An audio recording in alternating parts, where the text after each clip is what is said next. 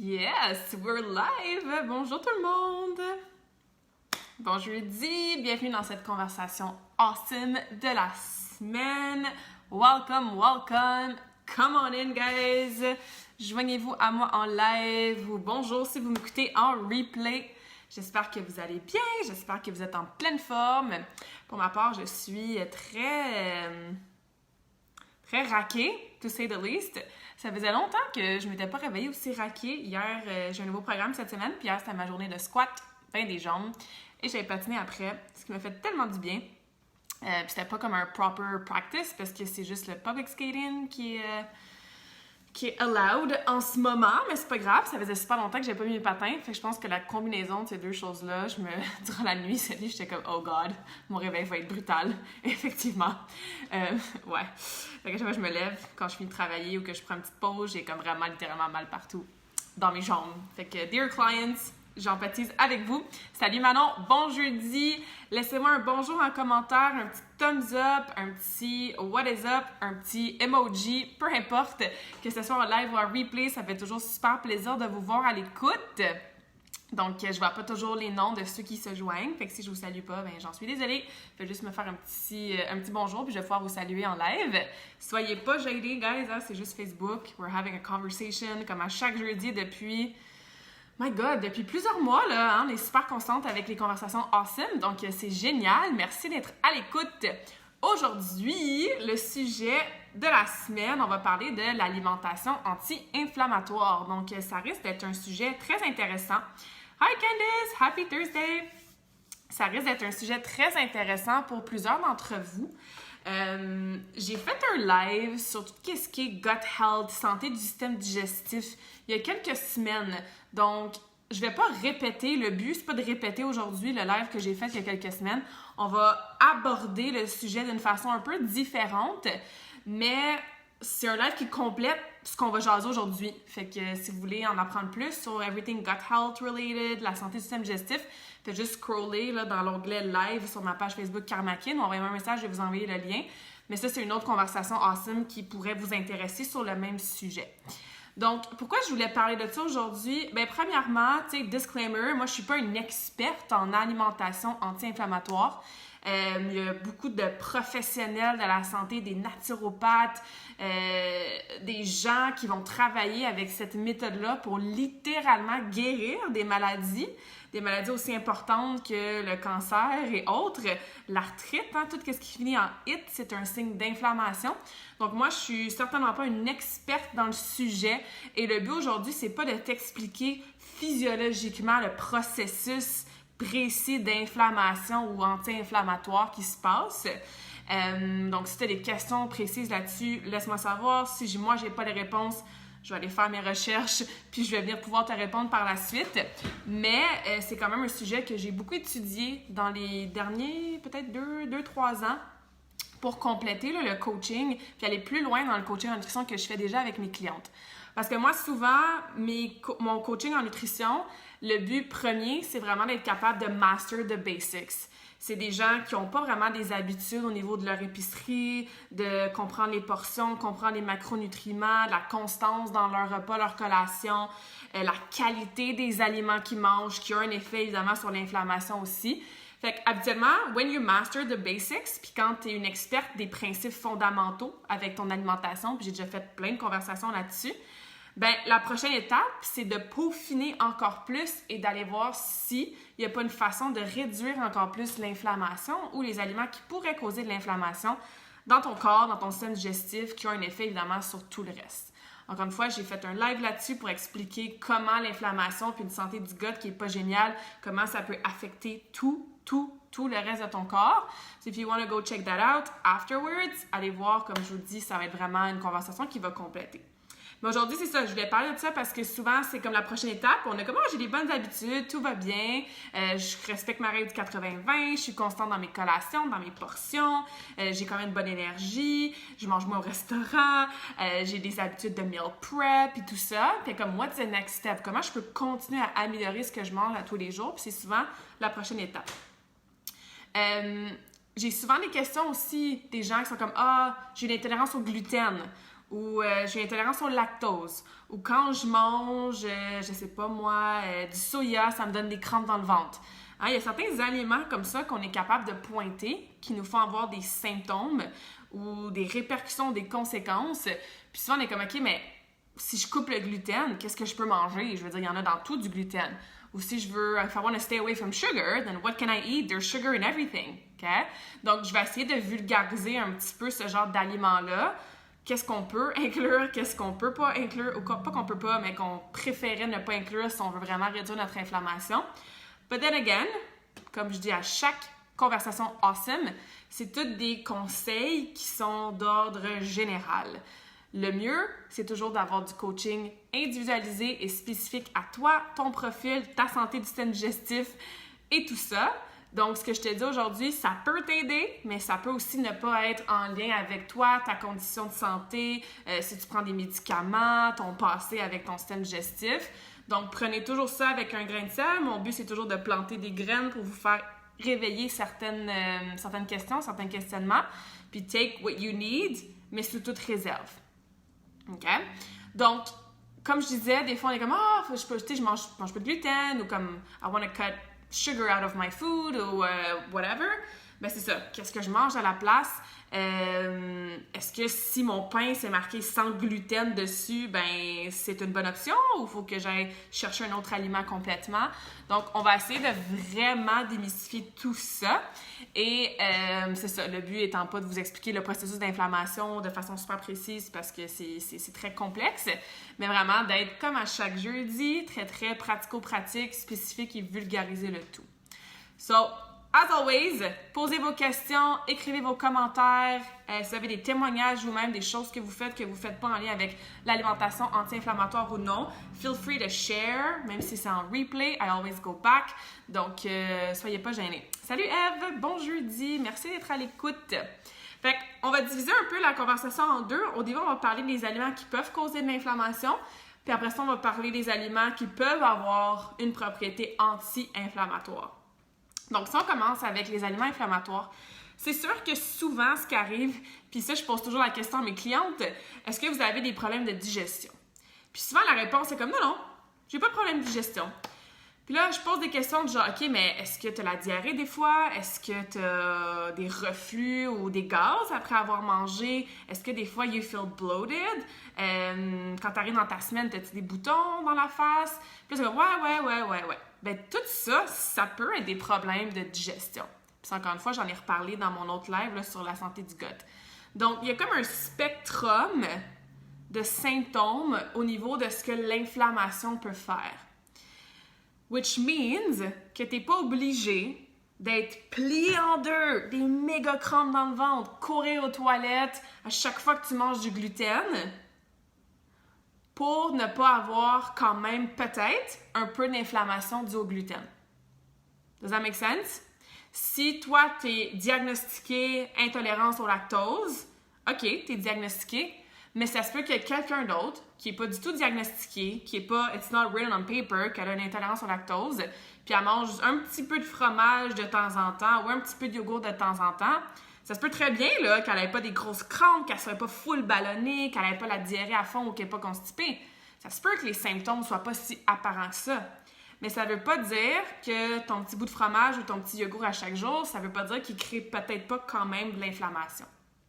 Puis, pourquoi ce genre d'aliments-là, puis je vais vous les nommer de façon un peu plus précise après, mais pourquoi ce genre d'aliments-là peut causer une inflammation, mais souvent, c'est la façon qu'on traite, qu'on nourrit les animaux, nos sols, ce qu'on arrose, hein, surtout ce genre au niveau de l'agriculture, surtout en Amérique du Nord. Donc, je veux dire, la qualité de bien des aliments a beaucoup changé, malheureusement.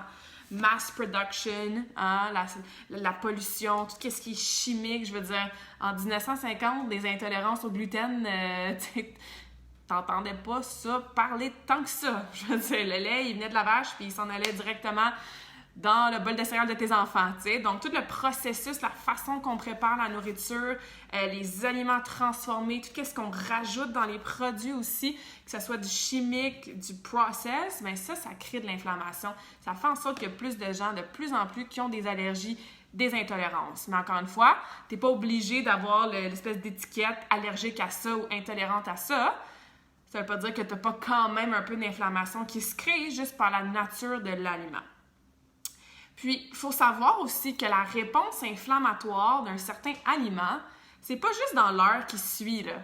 Ce qui veut dire que si tu manges, je sais pas moi, du sucre, encore une fois, pas du sucre des fruits, là, du sucre transformé ou comme du sucre blanc ou peu importe, si tu manges, on va dire, une chocolatine le matin, ben l'inflammation que ça peut créer à cause du sucre, puis d'autres choses que dans ta chocolatine probablement.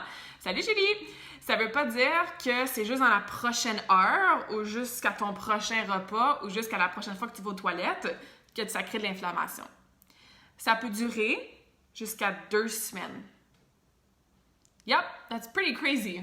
Ça veut dire que quelqu'un qui a l'optique de « Ah, mais moi, j'ai une petite intolérance au lactose, quand je mange des produits laitiers, je me sens pas top, mais c'est pas grave. J'en prends juste comme, je prends un yogourt par semaine. » Ou comme « I have cheese, but like once in a while, like tiny portion. » OK, c'est sûr que c'est mieux ça que d'à tous les jours boire ton verre de lait, prendre ton yogourt et manger du fromage pour ta collation. Of course, it's better. Mais sache que tu peux quand même avoir une réponse inflammatoire qui peut durer jusqu'à 2 semaines. Ça veut dire qu'à chaque semaine, à chaque week-end, quand de temps en temps tu prends X, ben tu réalimentes ou tu réactives cette réponse inflammatoire-là. Donc c'est pour ça que dans certains protocoles que je vais vous proposer, encore une fois, je suis pas votre médecin, je suis pas votre naturopathe, je suis pas nécessairement la coach en nutrition à tout le monde, donc prenez ça sous toute réserve, mais certaines choses que vous pouvez faire, bien, vous allez voir que c'est plus que 2 semaines d'enlever un aliment au complet pour voir si on a des bonnes réactions, des bonnes conséquences. Ouais. Des conséquences positives sur notre santé. Donc, maintenant qu'on sait tout ça, que l'inflammation, ben, ça peut se faire ressentir par des petites façons. Ça veut pas nécessairement dire qu'on court à la toilette, qu'on a un diagnostic du médecin, que même si c'est en petites portions, ça peut durer jusqu'à 2 semaines, la réponse inflammatoire, que parfois on la sent pas, on pense qu'on n'a pas de problème digestif en soi, mais ça veut pas dire qu'on n'a pas des conséquences sur notre santé. Encore une fois, j'ai nommé toutes ces conséquences-là dans mon autre live sur le gut health. Dans quel genre d'aliments peuvent causer de l'inflammation? J'en ai déjà dit une coupe dans mes exemples. Donc, on a mon coach en nutrition, lui, il appelle ça le Furious 5. Donc, Furious 5, 5 catégories d'aliments. Le gluten, les produits laitiers, le sucre, le soya et le maïs. Ça, c'est qu'est-ce que mes coachs en nutrition, puis qu'est-ce qui est ressorti aussi avec les millions de clients, ou les millions de personnes plutôt, qui vont couper ça, les recherches, la façon, comme je dis, ces aliments-là sont cultivés. Je vais dire corn, maïs, soya, produits laitiers, gluten et sucre. Je rajoute l'alcool. C'est sûr que si tu as un vin rouge, là, organique de temps en temps, mais c'est pas nécessairement ça qui va créer le plus d'inflammation. Mais en général, l'alcool aussi, on peut mettre ça là-dedans. Il y a les arachides aussi. Les arachides, c'est pas de noix, hein? C'est un autre type d'aliment. C'est très, très sprayé en termes de tout ce qui est artificiel, chemicals et tout ça. Donc, ça peut créer de l'inflammation. Pensez-y, hein? Il y a beaucoup de gens qui sont allergiques aux arachides. Ça peut être une raison, ou plutôt une façon de voir. Tu sais, c'est rare que tu vas entendre beaucoup de gens qui vont dire « Ah, moi, je suis intolérante, genre aux pommes. » Peut-être, j'ai une amie qui est intolérante aux plures, ou plutôt allergique même, aux plures de bien des fruits, là. Mais c'est très, très rare. Versus des gens qui sont intolérants au gluten ou aux produits laitiers, c'est beaucoup plus commun. Ben c'est ça. C'est que ces aliments-là, encore une fois, sur un spectrum, peuvent causer de l'inflammation à différents niveaux. Fait que, je répète, c'est pas parce que toi, t'es capable de manger une tranche de pain puis pas être plié en deux parce que t'es grosse crampe que t'as pas peut-être un peu d'inflammation qui est créée par ton gluten. Donc, là, tu vas faire comme, ben, mon Dieu, il y a ça dans tout, Claudia, là, qu'est-ce que je mange? On va en parler après. Okay? Mais si tu veux commencer à manger de façon un petit peu moins inflammatoire, le protocole que je conseille habituellement, c'est de couper. Tu peux faire les 5 en même temps si tu veux, ou d'en choisir un de ces 5-là, puis de le couper au complet de ton alimentation, là. Même pas comme « Ah, il y a un petit peu de blé dans mon gruau, fait que c'est pas grave, ça compte pas comme du gluten. » Ou « Ah, il y a un petit peu de lait dans ma vinaigrette, fait que, mais c'est pas grave, c'est pas vraiment un... » Non, tu coupes au complet, un des 5, ou si tu veux t'amuser puis couper les 5 en même temps pour avoir encore plus de bénéfices, tu peux le faire. Mais genre un gros minimum de 2 semaines. Pourquoi? Parce que je vous ai dit que la réponse inflammatoire peut durer jusqu'à 2 semaines. Donc, moi, je propose toujours 3 semaines pour être certaine. Et ce que tu fais, c'est, comme je dis, tu élimines complètement. Tu peux choisir le gluten. Si tu manges déjà pas beaucoup de soya, tu peux commencer avec quelque chose qui est un peu plus facile, dans le sens que tu n'en manges peut-être pas tous les jours. Quelqu'un qui, comme je disais, boit du lait, mange du yogourt puis du fromage dans toutes ses collations, ben peut-être que commencer avec les produits laitiers, ça va être un plus gros challenge. Mais bref, soit que tu regardes ces 5-là, puis tu les coupes au complet, ou tu en choisis 2, ou tu choisis les 5 si tu veux. Mais bref, pendant minimum 3 semaines, 0 dans ton alimentation. Et là, tu observes, puis tu deviens mindful, puis tu t'écoutes, puis tu regardes et tu sens, ou plutôt tu ressens, s'il n'y a pas des petites choses dans ta santé physique, aussi ta santé mentale, dans ta shape, au niveau physique-esthétique, dans tes performances, dans ta concentration, dans ta peau, dans ton énergie le matin, dans tes cravings, dans ton bloating, que comment regardons ça, je suis moins bloatée, j'ai moins l'air enceinte le matin quand je me réveille, dans comment tu vas à la toilette, dans après avoir mangé, si tu as des reflux, des gaz, quoi que ce soit. Fait que tu observes à travers cette variété-là de symptômes ou d'effets s'il y a une amélioration. Puis, hint, il n'y a jamais personne que je connais, ça se peut que ça arrive, mais let me know. Mais il n'y a jamais personne que je connais qui a coupé ces aliments anti-inflammatoires-là et qui se sentait pire après. Habituellement, soit qu'il n'y a pas tant de changements que ça, ou au contraire, tu fais comme « Hey, j'avais pas remarqué, mais my God, je suis vraiment moins gonflée dans ma vie à tous les jours. » Ou « J'avais pas remarqué, mais à chaque jour, autour de 2-3 heures, comme j'avais de la misère à me concentrer, j'avais du brain fog, ou comme, puis là, mon Dieu, mon énergie est vraiment claire, puis mon focus il est vraiment mieux. » Ou, hey, j'avais pas remarqué, mais comme, j'avais toujours un peu de boutons, là, au niveau du menton, puis là, wow, ma peau est vraiment belle.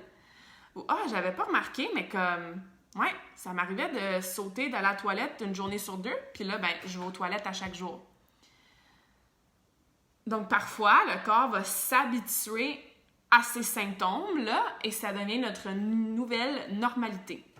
Mais non, c'est pas normal de pas aller à la selle à tous les jours. C'est pas normal d'avoir des boutons en face. C'est pas normal de se sentir gonflé après avoir mangé. C'est pas normal de roter notre dîner 3-4 heures plus tard. C'est pas normal de tomber fatigué, à moins que tu n'aies pas de sommeil, évidemment, random après avoir mangé. C'est pas normal, ça. On devrait tous être capables d'être au quotidien avec the highest energy, le meilleur focus, la meilleure humeur, look and feel good.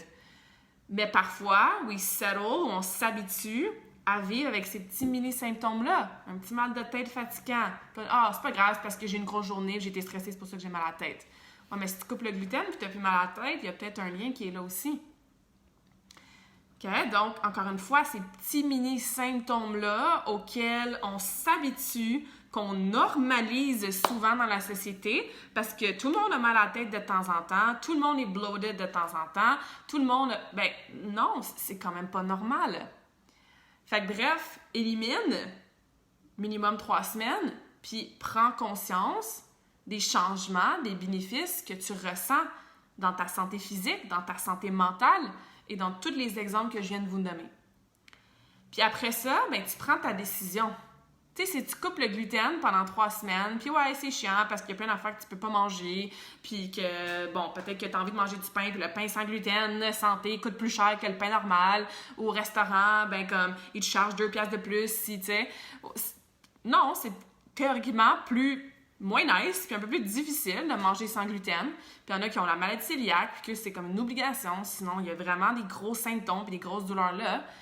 Par contre, si après 2-3 semaines d'avoir coupé le gluten, tu te rends compte que tu n'as plus de brain fog, tu vas aux toilettes plus souvent, tu es moins bloated, tu as moins mal à la tête, blablabla, bien là, la décision te revient. Là, tu as le pouvoir maintenant de décider, est-ce que je veux recommencer à manger du gluten? Ou produits laitiers, ou soya, ou sucre, tu sais, choisis le groupe alimentaire ou l'aliment avec lequel tu veux commencer. Mais si éventuellement tu te ramasses avec les 5, c'est comme hey, je me sens tellement mieux, j'ai plus mal à mes articulations, je suis capable de me pencher à terre, mes genoux sont pas en train de crier parce que j'ai de l'arthrite puis j'ai full d'inflammation dans mes articulations. Bien, comme je te dis, c'est à toi après de prendre la décision. Peut-être que ton gluten devient genre une fois par mois quand tu as un événement spécial, puis que c'est le gâteau de fête de je sais pas qui, puis que, ou la pizza maison de, tu sais, peu importe, puis tu manges du gluten. Mais là, tu vas le savoir, tu vas avoir la responsabilité, mais aussi le pouvoir et la connaissance, le knowledge de faire ce choix-là. C'est comme moi, par exemple, produits laitiers. Je mange pas de produits laitiers. Mais à ma fête, j'ai mangé la lasagne à ma mère. Parce que j'ai pris la décision de comme, je mange pas de fromage dans la vie, mais c'est ma fête. La lasagne à ma mère, je l'adore. Puis à chaque année à ma fête, je mange la lasagne. Fait que je le sais que le fait de manger des produits laitiers, ça va créer une petite inflammation. Par contre, je suis pas intolérante à fond ni allergie intense au fromage. Fait que je serai pas KO pendant une semaine parce que j'ai mangé du fromage. Je vais continuer à bien fonctionner. Je vais peut-être aller à la toilette un peu plus mou le soir, mais ça va pas tant que ça affecter ma vie. Mais il y a quand même un petit peu d'inflammation qui se fait. Parce que je me sens mieux quand je mange pas ces aliments inflammatoires-là. Mais je prends la décision. C'est pour ça que je vous dis, une fois que vous avez fait cette prise de conscience-là, ce test-là, then you get to decide.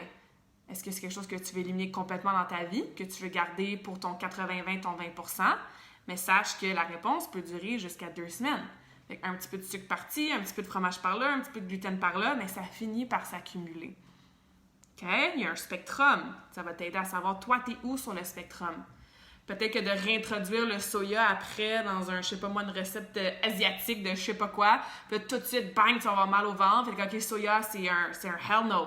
Mais tu vas remanger du pain avec du gluten. Fait comme, non, tu sais, j'ai pas senti de gros effets, mais je suis consciente maintenant et je le sais que ça peut quand même créer de l'inflammation, même si je ressens pas des gros effets. Fait que ça te donne le pouvoir, comme je disais, de prendre des meilleures décisions puis de te responsabiliser par rapport à ces aliments-là. Does that make sense? Est-ce que ça va? On est quelques-unes à l'écoute en live ou si vous êtes en replay, laissez-moi un petit thumbs up, un petit commentaire. Puis le but, c'est pas de vous décourager puis de vous dire tu peux plus jamais manger de gluten, de produits laitiers, de soya, de maïs, d'alcool, de sucre de ta vie. Non. Mais c'est de comprendre que ces aliments-là peuvent avoir un effet. Puis après ça, comme je disais, de te responsabiliser sur si tu veux le tester, de les couper complètement. Quand tu les coupes complètement, bien, qu'est-ce que tu ressens comme bénéfice? Si tu ne ressens pas grand-chose, bien, réintroduis-les tranquillement, puis vois si tu pensais que tu n'avais pas de bénéfice, mais finalement, j'en ai remangé, puis ouais, j'ai eu telle réaction. And then you have the power de décider au niveau de tes habitudes alimentaires. Donc, il n'y a pas de questions, commentaires, fait que je continue. Si jamais ça vous pop plus tard dans la conversation, soyez pas gênés de rajouter. Fait que, tu sais, une fois qu'on sait ça, là, la question qui vient souvent, c'est « je mange quoi d'abord? » Tu sais, si je mange pas de produits laitiers, pas de gluten, pas de ci, blablabla, ben je mange quoi? Puis c'est là que c'est important de retourner à la base, à ce qui est le plus près de la nature possible et à pas se compliquer la vie. Parce que, comme je vous ai dit rapidement au début, là, des biscuits sans gluten, ça reste des biscuits. Un pain sans gluten qui a comme 150 affaires chimiques rajoutées, c'est pas plus bon pour ta santé juste parce que c'est écrit sans gluten. Une pizza genre vegan avec du fromage qui a plein, encore une fois, de trucs chimiques artificiels puis je sais pas quoi d'ingrédients que t'es pas capable de prononcer le nom. Mais c'est pas parce qu'il y a pas de fromage ou que c'est du fromage puis qu'il y a pas d'inflammation avec les produits laitiers que c'est nécessairement meilleur pour toi, pour ta santé. Fait que le mindset qu'il faut avoir, le thinking qu'il faut avoir derrière, ben je mange quoi d'abord si je coupe tout ça? Ça veut pas dire que tu remplaces tout avec du fromage ou du sans gluten ou du pas de soya ou au lieu du sucre, ben c'est, je sais pas moi, de l'acide sulfate de potassium. OK? Il faut y aller au contraire avec c'est quoi les autres aliments qui contiennent pas ces agents inflammatoires-là, qui proviennent de la nature, que je peux manger. Puis c'est là que tu te simplifies la vie, c'est le plus important. Fait que dans tes protéines, ben toutes les protéines animales, ça contient pas de ces aliments-là. Qu'est-ce qui est poisson, volaille, viande, des œufs. Il y a des œufs, par contre, qui sont inflammatoires pour certaines personnes, mais ça, on va le laisser hors de la conversation pour aujourd'hui. Ce genre d'aliments-là. Après ça, OK, ben moi, je suis végétarienne ou moi, je suis végane. OK, si tu vas avec tout ce qui est germé, des fèves germées, des pois chiches, des lentilles, des légumineuses, du quinoa. Il n'y a pas de gluten dans du quinoa. Après ça, si tu fais un mix and match de noix, de graines de chia, de lin, de citrouille variées avec toutes sortes de noix sauf des arachides. De toute façon, les arachides, c'est pas noix comme on sait maintenant. Si tu fais un mix de ça dans ta journée, mais tu peux avoir des protéines complètes sans aller vers des protéines de soya, genre du tempeh puis du... C'est quoi l'autre affaire? Là? Du tofu. OK? La poudre de protéines de bonne qualité qui est clean, que ça soit fait à partir de pois ou à partir de petit lait. C'est l'isolat de petit lait, donc il n'y a pas de... C'est pas du produit laitier là, que tu prends. Donc, il y a bonne inflammation à condition d'avoir une marque de qualité. C'est des choses que vous pouvez racheter dans des smoothies, dans du gruau puis tout ça. Si vous avez l'habitude de prendre du yogourt grec, bien, prends du yogourt de coconut à la place. C'est pas du yogourt, c'est pas des produits laitiers, mais c'est le même genre de principe de culture de coconut. Produits laitiers, qu'est-ce qui est chèvre, c'est souvent mieux que qu'est-ce qui est vache. Fait que, tu sais, à la limite, tu pourrais réintroduire du fromage de chèvre ou du lait de chèvre. Pour ton lait, du lait d'avoine, du lait de coconut, du lait d'amande. OK? Donc, c'est ce genre de changement-là qu'il faut faire sans nécessairement aller vers des pâtes sans gluten. Prends des pâtes de riz ou des pâtes de quinoa à la place. OK? Pour tes glucides, ben, tu as les patates, tu as certains grains, I guess, ou certains glucides complexes qui n'en ont pas de gluten. Tout ce qui est riz, comme je disais, des patates, pas du couscous parce que c'est du blé, mais du quinoa, des pâtes de riz, des pâtes de quinoa. Donc, c'est ce genre de choses-là qu'il faut aller chercher. Après, évidemment, tout ce qui est bon gras. Souvent, ça va être parfait. Des avocats, tout ce qui est olive, tout ce qui est coconut, noix et graines, je l'ai déjà dit, du beurre au lieu du beurre d'arachide, du beurre d'amande. OK? Fait que tout ce genre d'aliments-là, c'est ça qu'il faut intégrer le plus possible dans notre alimentation. Puis il y a plein de recettes possibles, puis il y a plein de façons de manger pour que ça soit nice puis super nutritif. Même si on pense que, mon Dieu, je ne pourrais plus jamais rien manger parce que je coupe ces choses-là inflammatoires-là. OK? Donc, j'espère que ça va, ce petit mindset shift-là. Donc, c'est pas nécessairement d'aller chercher des trucs sans gluten avec gluten. Puis encore là, ça va vous revenir à la décision après. Tu sais, jusqu'à quel point tu veux être absolument zéro, encore une fois, je disais comme du gluten, là, zéro gluten. Tu sais, si tu prends une sauce déjà faite ou une vinaigrette, ben, tu sais, tu peux la faire toi-même. Parce que souvent, tu regardes comme « Ah, je n'avais pas marqué, mais peut contenir du gluten », tu sais, ou peu importe. Mais bref, à regarder, à garder en tête. Comme je l'ai dit, moi, aujourd'hui, je vous planting some seeds. Si vous voulez en parler de façon plus individuelle avec moi, ça va me faire plaisir. Maintenant, pour finir le live, je voulais vous parler de certains aliments qui, au contraire, c'est pas les aliments qui vont causer de l'inflammation ou nourrir l'inflammation, c'est des aliments qui peuvent avoir une propriété anti-inflammatoire. Là, les gens, guys, people, awesome ladies that you are listening to me, c'est pas magique. OK? Ça, c'est super important. Peu importe ce que tu vois sur les réseaux sociaux, ce que tu lis sur les internets ou ce que tu vois dans la revue, non, c'est pas parce que tu mets un petit teaspoon de curcuma à chaque repas que tu peux manger du McDo puis n'importe quoi puis pas avoir d'inflammation. OK? Ces aliments-là ne sont pas magiques. C'est pas parce que tu les intègres puis que tu en manges à tous les jours que tout le reste, tu peux manger n'importe quoi d'autre puis ça va compenser pour l'effet inflammatoire. C'est pas magique. OK? Donc, j'espère que ça, c'est clair. Mais oui, effectivement, il y a des aliments, il y a des épices, il y a certaines choses qui peuvent aider à réduire l'inflammation, à condition que toutes tes autres habitudes de vie sont pas en train de booster ton inflammation. Fait que si tu bouges pas, que ta gestion de stress est dans le tapis, que tu es dans un environnement chimique, que tu n'as pas de sommeil, puis que tout ce que tu manges, c'est de la scrap, ben tes petites épices de gingembre, puis ton petit thé vert, puis ton petit chocolat noir à 90% de cacao, ça va pas venir compenser pour tes autres habitudes qui sont pas tant top. OK? Fait que ça, j'espère que c'est clair.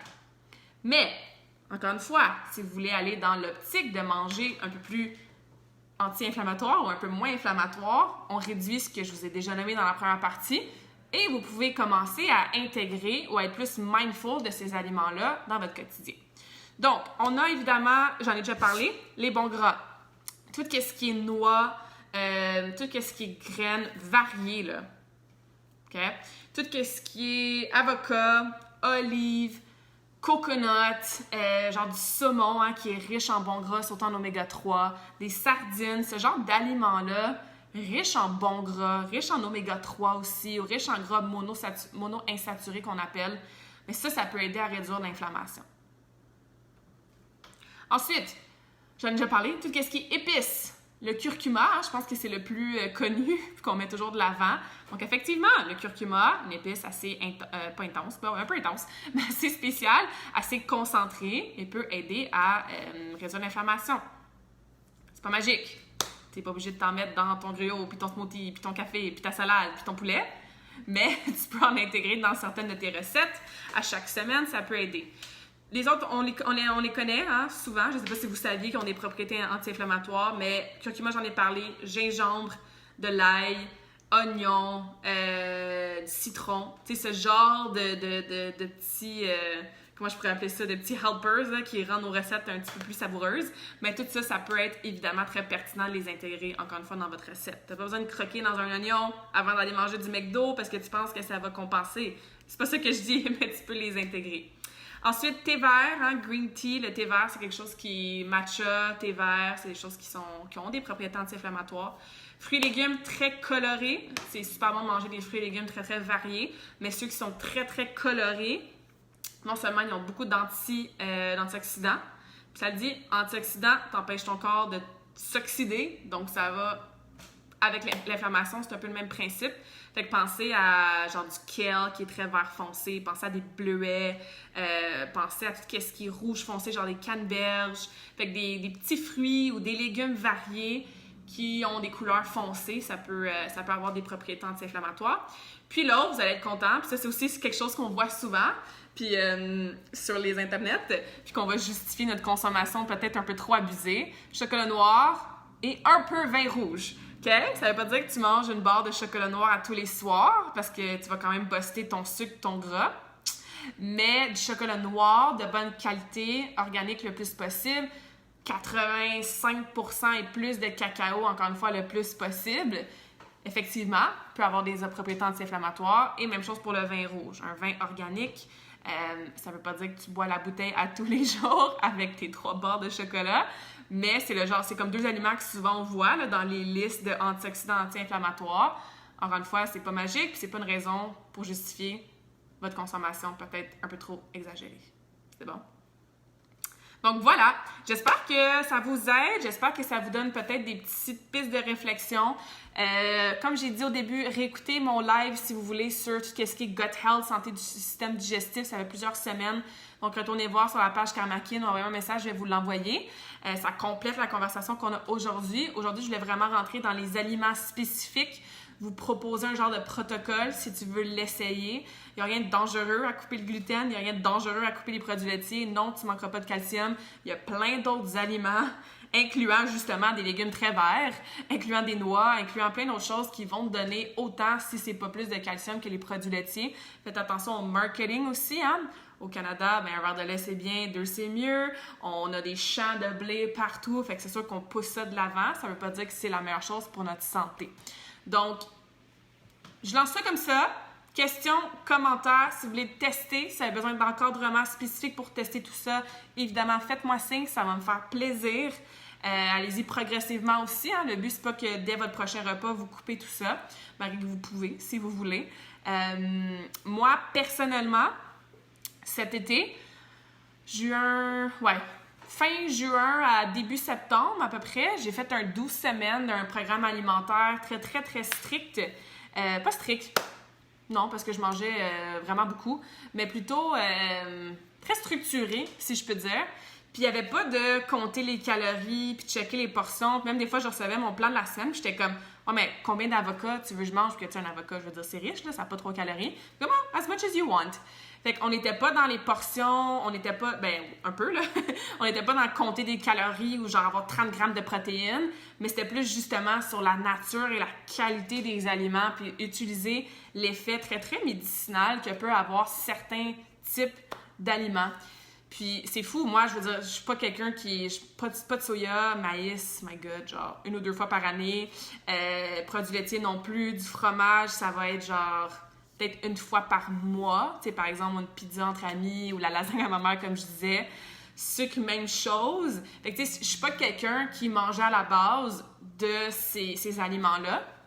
Mais c'est ça, il y en avait un peu de temps en temps. Tu sais, un peu de gluten de temps en temps, un peu de fromage une fois par mois. Puis juste d'avoir coupé ça, puis d'avoir intégré différents aliments de différentes façons, d'avoir varié aussi beaucoup mes sources de nourriture, parce que moi, je suis genre à manger toujours la même chose à toutes les semaines. Mais c'est fou la différence. Puis je veux dire, mon objectif, c'était pas la perte de gras, là. Je veux dire, c'était vraiment de voir, OK, jusqu'à quel point je peux booster mon énergie, jusqu'à quel point je peux optimiser ma santé du gars, jusqu'à quel point je peux mieux dormir, jusqu'à quel point je peux être vraiment forte dans le gym puis pas avoir balle partout le lendemain. Puis j'ai perdu du gras en masse. Mes chiffres au gym, dans ma force, ils étaient comme en flèche. J'ai levé des poids que j'avais pas levés depuis ma compétition en powerlifting. Comme moi, personnellement, je pesais genre 20-25 livres de plus. Fait que moins de gras sur moi, plus format petit. Je suis encore musclée parce que je veux pas être en format petit, mais je veux dire comparativement à ce que je levais là, dans le temps que je faisais du powerlifting, j'étais beaucoup plus lourde. Mon sommeil, rien à voir. Mon énergie, je suis quelqu'un qui a toujours de la bonne énergie, mais moi aussi, de temps en temps, genre à 3-4 heures, je suis un peu fatiguée, tu sais. Puis là, je pouvais compter les fois dans ma semaine où est-ce que je baillais. Fait que bref, moi qui avais déjà des excellentes habitudes de nutrition, des excellentes habitudes de vie, d'avoir fait ça de façon... je pense que vous me connaissez ou peut-être que vous me connaissez pas, mais moi, quand je fais quelque chose, c'est genre à 100%. Fait qu'il y avait même pas un 98,2, là, tu sais, c'était vraiment un 100%. Puis est-ce que c'est quelque chose que je ferais 52 semaines par année? Non, parce que c'est ça, je prends la décision de manger la lasagne à ma fête, de manger des biscuits à ma mère de temps en temps, puis je suis correcte avec ça. Mais je le sais maintenant qu'en étant très spécifique là-dessus, de cette façon-là, d'optimiser ta santé digestive, d'optimiser comment tes organes détox et font leur job, ben il y a toujours place à te sentir encore mieux, à dormir mieux, à avoir plus d'énergie, à perdre du gras, puis tout ça, même si c'est pas ton objectif de départ. Fait que, petite histoire personnelle, mais c'est pas simple nécessairement, c'est pas nécessairement facile. C'est pour ça que moi, dans mon coaching avec mes clientes, c'est pas ce par quoi je commence. Parce que personnellement, si t'es quelqu'un qui a jamais fait l'épicerie régulièrement ou qui a tendance à manger tes émotions le soir ou qu'une journée tu manges 6 fois, l'autre journée tu manges 2 fois, mais il faut commencer par master the basics avant d'aller dans quelque chose d'aussi spécifique. Mais ouais, ça peut amener des excellents résultats, c'est sûr. Donc bref, si vous avez besoin d'aide avec quoi que ce soit, let me know, ça va me faire vraiment plaisir. Merci beaucoup d'avoir été à l'écoute. As always, s'il y a d'autres sujets, d'autres questions que vous avez, que vous aimeriez que j'aborde dans les lives, ça va me faire plaisir. N'hésitez pas à me les envoyer. Ce live aujourd'hui a été inspiré par Jumana qui me demandait « Ah, je veux pas manger de gluten, comme qu'est-ce que je peux manger à la place? » Fait que là, je suis comme « Let me do a conversation awesome about this », tu sais. Donc voilà, si vous avez des questions, des sujets, ça va me faire plaisir. Toujours ouverte aux suggestions. Je vous souhaite un excellent jeudi. Allez bien manger et on se reparle évidemment la semaine prochaine pour une autre conversation awesome. Merci guys!